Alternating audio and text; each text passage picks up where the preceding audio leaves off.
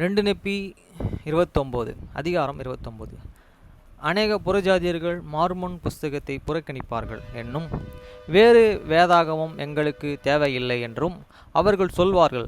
கர்த்தரே அநேக தேசங்களிடத்திலே பேசுதல் எழுதப்படும் புஸ்தகங்களின்படியே அவர் உலகத்தை நியாயம் தீர்ப்பார். ஏறக்குறைய கிமு 559 முதல் 545 வரை. வசனம் 1. ஆனால் இதோ அங்கே அநேகராயிருப்பார்கள், அவர்களிடத்தில் அற்புதமான கிரிகையை செய்ய நான் தொடங்கவும் நாளிலே மனுப்புத்திரரிடத்திலே நான் செய்து கொண்ட உடன்படிக்கைகளை நான் நினைக்கூறவும் இஸ்ரவேலின் வீட்டாராகிய என் ஜனத்தையே மறுபடியும்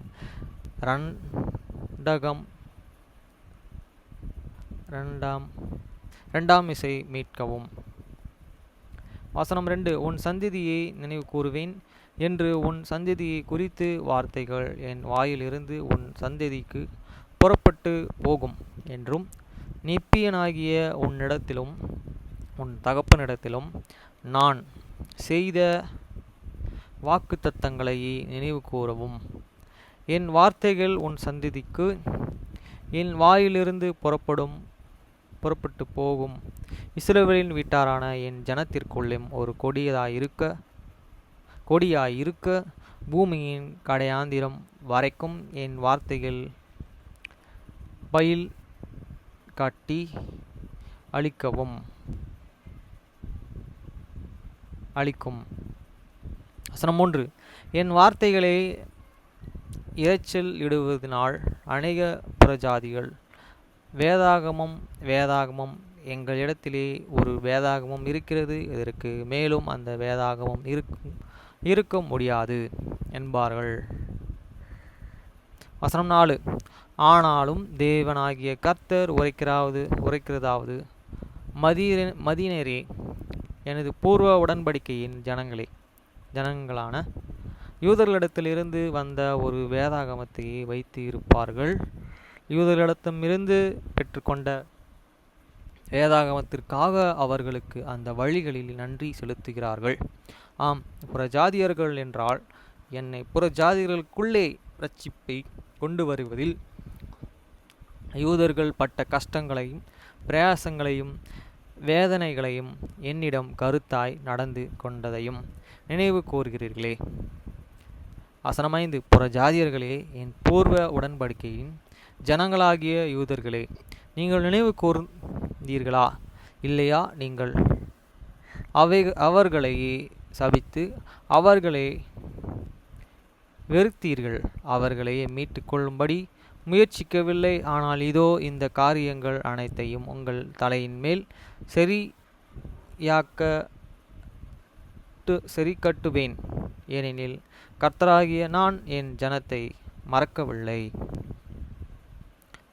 வசனம் 6. ஒரு வேதாகமும் ஒரு வேதத்தை வைத்து இருக்கிறோம், மேலும் எங்களுக்கும் வேறு எந்த வேதாகமும் தேவையில்லை என்று சொல்லும் மதியனே, யூதர் இடத்தில் இருந்ததல்லாமல் வேறு எங்கு இருந்து வேதாகமத்தை பெற்று கொண்டாய்? வசனம் 7. ஒன்றை காட்டிலும் அதிகமான தேசங்களாய் இருக்கிறது என்பதை நீங்கள் அறிவீர்களா?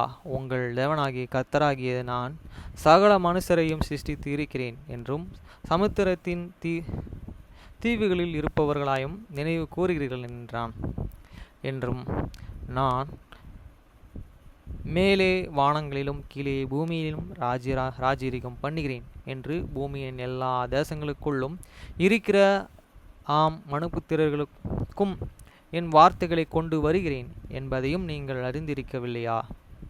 வசனம் 8. அதிகமான என் வார்த்தைகளையே பெறுவது நிமித்தம் நீங்கள் முறுமுறுக்கிறது என்ன? 2 தேசங்களின் சாட்சி நானே தேவன் என்பதற்கு நான் ஒரு தேசத்தை மற்றொரு தேசத்தைப் போலவே எண்ணுகிறேன் என்பதற்கு சாட்சி உள்ளது என்று அறியீர்களா? ஆகையால் ஒரு தேசத்தாரிடத்தில் பேசுகிற அதே வார்த்தைகளையே மற்றொரு பேசுகிறேன். மேலும் ஒரே காலத்தில் 2 தேசத்தார்கள் ஒன்றாய் இருக்கும்போது 2 தேசத்தார்களின் சாட்சியும் அப்படி இருக்கும். வசனம் 9.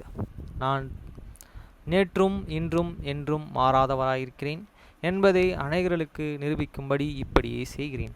என் என் சுய விருப்பத்தின்படியே நான் என் வார்த்தைகளை பேசுகிறேன். நான் ஒரு வார்த்தையை பேசின நிமித்தம் நான் மற்ற எதையும் பேச மாட்டேன் என்று நீங்கள் எண்ணிக்கொள்ள வேண்டாம்.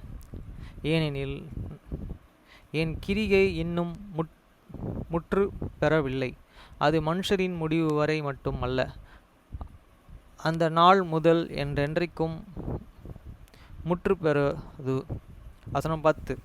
ஆகையால் உங்களிடம் வேதாகமம் இருப்பது நிமித்தம் அது என்னுடையதல்ல, என்னுடைய எல்லா வார்த்தைகளையும் கொண்டிருக்கிறது என்று நீங்கள் எண்ணிக்கொள்ளாமலும் அதிகமாய் எழுதப்படுவதற்கு நான் ஏதுவாயிரேன் என்றும் எண்ணிக்கொள்ளாமலும் இருங்கள். வசனம் 11. கிழக்கிலும் மேற்கிலும் வடக்கிலும் தெற்கிலும் சமுத்திரத்தின் தீவுகளிலும் இருக்கிற சகல மனுஷரும் நான் அவர்களிடம் பேசுகிற வார்த்தைகளை எழுத வேண்டுமென கட்டளையிடுகிறேன்.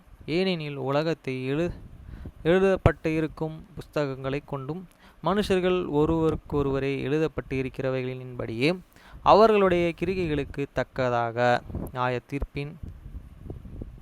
வசனம் 12. இதோ நான் யூதர்களிடத்திலே பேசுவேன், அவர்கள் அதை எழுதுவார்கள். நான் நெப்பியனிடத்திலும் பேசுவேன், அவர்கள் அதை எழுதுவார்கள். நான் புறம்பே நடத்தி கொண்டு போன இஸ்ரவேல் வம்சத்தாரிடமாகிய மற்ற கோத்திரத்தாரிடமும் பேசுவேன், அவர்கள் அதை எழுதுவார்கள். மேலும் பூமியின் சகல தேசத்தாரிடமும் பேசுவேன், அவர்கள் அதை எழுதுவார்கள். வசனம் 13. யூதர்கள் நெப்பியரின் வார்த்தைகளை வைத்திருப்பார்கள், மேலும் நெப்பியர்கள் யூதரின் வார்த்தைகளை வைத்திருப்பார்கள். நெப்பியரும் யூதரும் தொலைந்து போன இஸ்ரவேல் கோத்திரத்தாரின் வார்த்தைகளே இவை. வைத்திருப்பவர்கள் தொலைந்து போன இஸ்ரவேல் கோத்திரத்தார் நெப்பியரின் வார்த்தைகளையும் யூதர்களின் வார்த்தைகளையும் வைத்திருப்பவர்கள். வசனம் 14. இஸ்ரவேல் வீட்டாராகிய என் ஜனங்கள் கானானிய சாட்சியான தங்கள் தேசங்களிலே கூட்டி சேர்க்கப்படுவார்கள். என்னுடைய வார்த்தைகளும் ஒன்றாக கூட்டி சேர்க்கப்படும். மேலும் என்னுடைய வார்த்தைகளுக்கு விரோதமாய் இஸ்ரவேல் வீட்டாராகிய என் ஜனங்களுக்கு விரோதமாயும் யுத்தம் செய்கிறவர்களுக்கு நான் தேவன் என்று நான் ஆபிரகாமோடும் உடன்படிக்கை செய்து இருக்கிறேன் என்றும் தேவனுடைய சந்ததியை என்றென்றைக்குமாய் கூறுவேன் என்றும் காட்டுவேன்.